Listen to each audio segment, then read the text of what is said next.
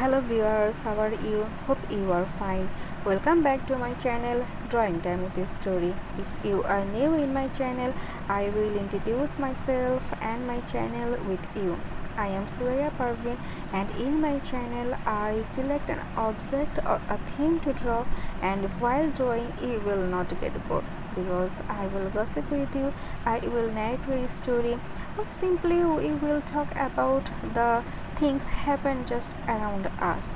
So let's jump to the story.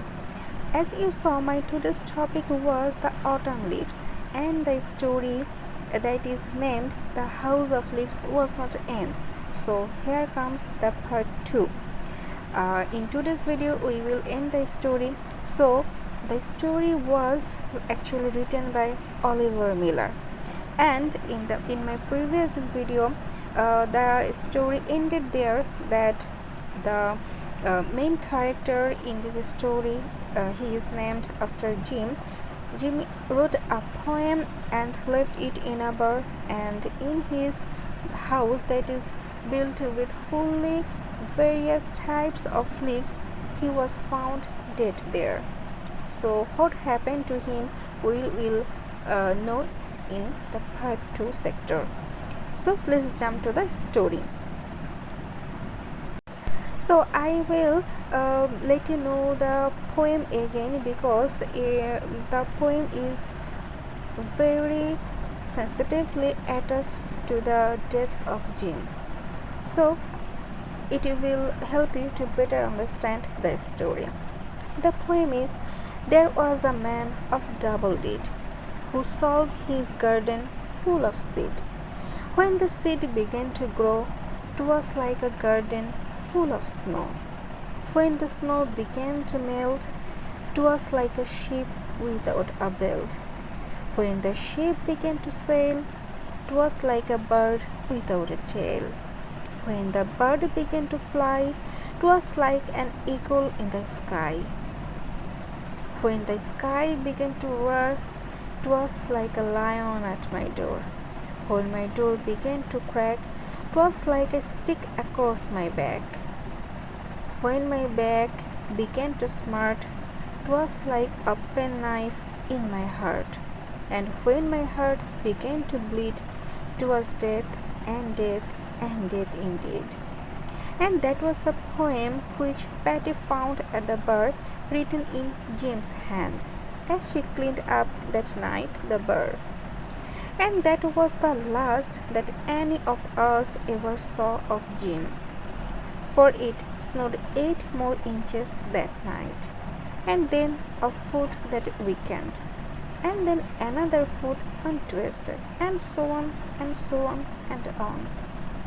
We tend to hunker down in our town during the winter, lacking supplies early, and it is not unusual to go 3 or 4 months without seeing even your best friend, save perhaps for accidental encounters in the grocery store, quickly rushed encounters, hello, goodbye, during panicked trips made solely for emergency supplies. So the night of the party was the last time that we saw Jim, and when we saw him again in the spring, he was dead. To this day, no one is sure what happened to him, what actually happened in the House of Leaves.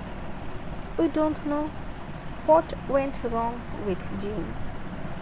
Wes Morley was the first to visit the House of Leaves early in the spring, and he found Jim lying there, almost in the exact center of the living room, which was also the only room in his house, which also constituted the entire house, for the house was composed merely of a single floor. Jim's body was undisturbed. We said that there was a peaceful aspect to it.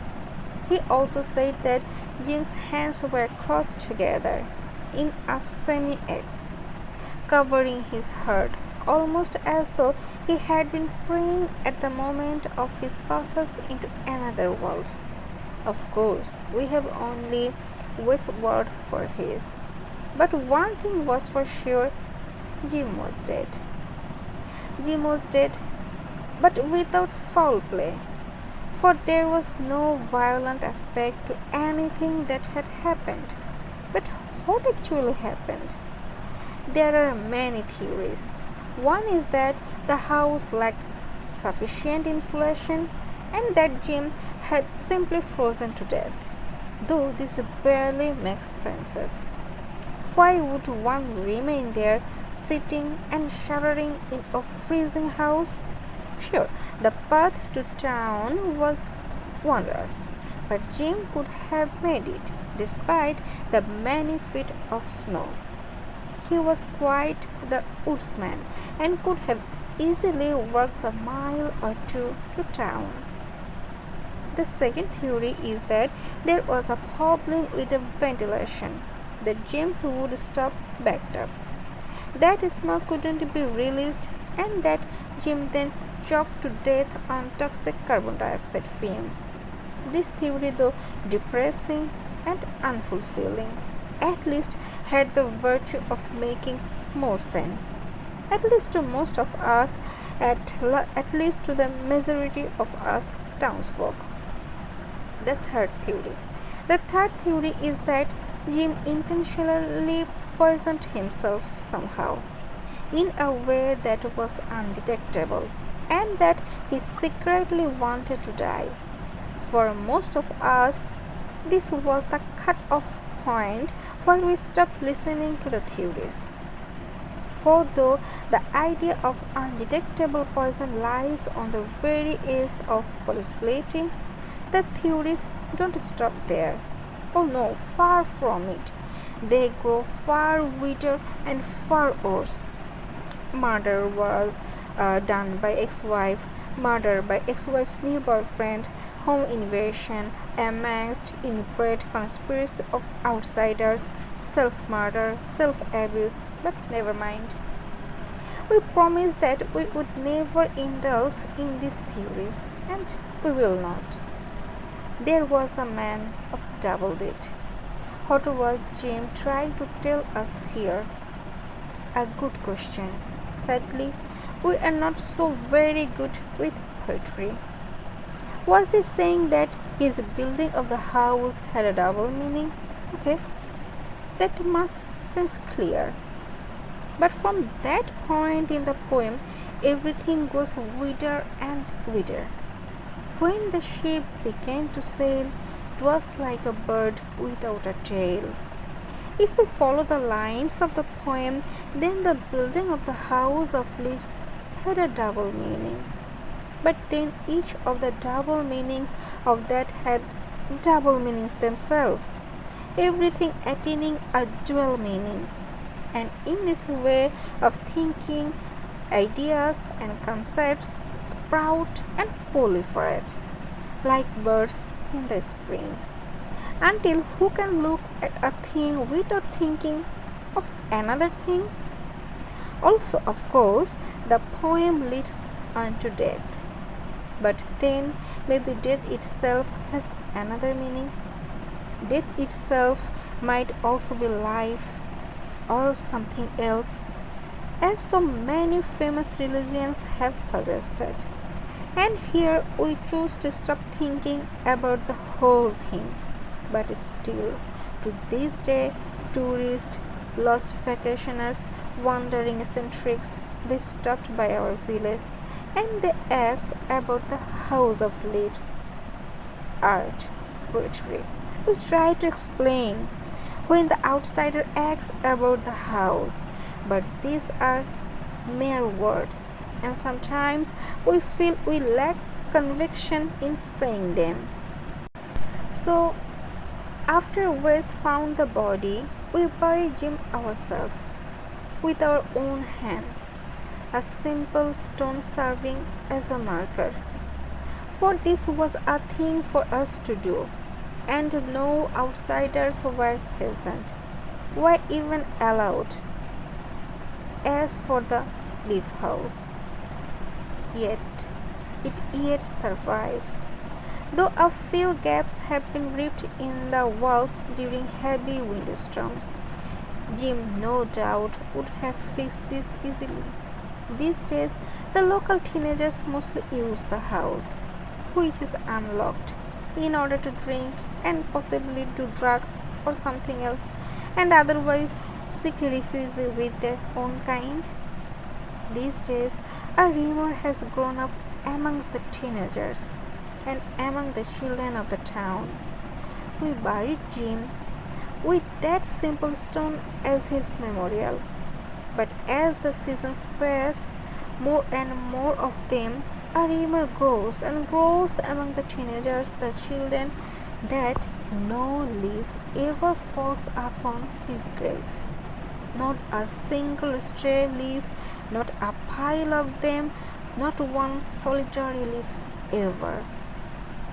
The rumor goes that no leaf would dare to touch his final resting place, meaning that the grave itself is cursed or blessed or both. And here again, we choose to stop thinking about it, because if we keep thinking, it's get more complicated, and we choose to stop thinking about it. We ourselves have no comment on these matters, for we have learned not to traffic in rumors, and we have learned the hard way, learned the difficulty of sorting out meaning, double meanings, mirror meanings, the difficulty of sorting things out between love and truth, poetry and death, lies and art. So, this is the end of the story. When I read the whole story of my own, I was so much touched by the story, because the story has deep meaning. As I told you that the whole story has a double meaning. The everything we do, everything we express, sometimes it has dual meanings, and it makes senses, and it makes some sort of difficulty for us. But in case of poetry, it's at the same time it's beautiful and it's miraculous. And as a human being, we are different. We all have our own story. Each leaf is an individual. Some are pale as paper, some dark as peach, some rich as mahogany or chocolate, some poor, thin shreds. Each leaf has a story like us, from cleansed grey buds bursting into bronze, opening into this year's glorious spring, and deepening into one of the best summer's green before coloring in autumn and falling precisely here. Each leaf is a biology diagram for the carbon cycle, photosynthesis, respiration, and transpiration, terms that hardly capture the magic of turning sunlight into woodland and breathing weather. Each leaf is a page in the tree's journal of nomadic travels of months and beetles and moths, tiny wasps injecting leaves with eggs from which they create extraordinary gulls. Birds from Africa come to forests, sing, give birth, and go back. Each leaf is an archive of the sunshine, rain, wind, and gales that shaped them up in the canopy all year, then made them drop. And now the weather shuts them down on the ground, shuffles them as they settle, take in water, dissolve, and decompose. Have you ever noticed that there is a similarity between the life of a leaf and a human being? In one point, we both are similar. So, how was the drawing and the story today? Let me know in my comment section. I will eagerly wait to get your response because it inspires me a lot. See you soon with a new story. Bye.